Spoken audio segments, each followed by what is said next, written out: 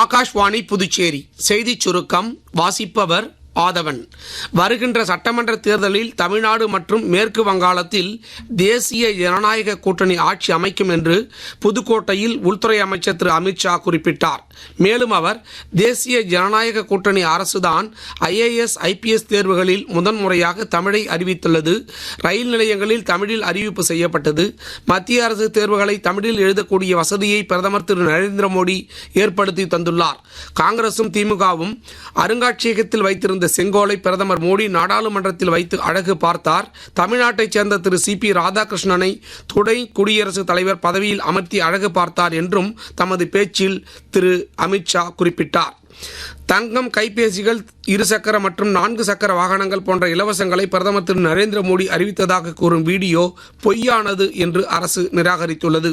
அத்தகைய எந்த அறிவிப்பையும் பிரதமர் வெளியிடவில்லை என்று பத்திரிகை தகவல் அலுவலகத்தின் உண்மை சரிபார்க்கும் பிரிவு தெரிவித்துள்ளது.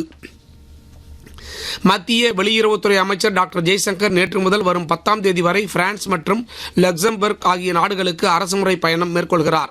இந்த பயணத்தின் போது பிரான்ஸ் வெளியுறவு அமைச்சர் திரு ஜான் நோயல் பரோட் மற்றும் பிற அதிகாரிகளுடன் பேச்சுவார்த்தை நடத்தவுள்ளார்.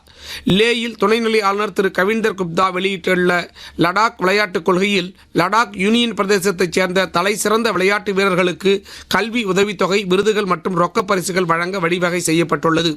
பாரதிய ஜனதா கட்சியின் அனைத்து பிரிவுகளின் நிர்வாகிகள் மாநாடு புதுச்சேரியில் தொடங்கி நடைபெற்றது.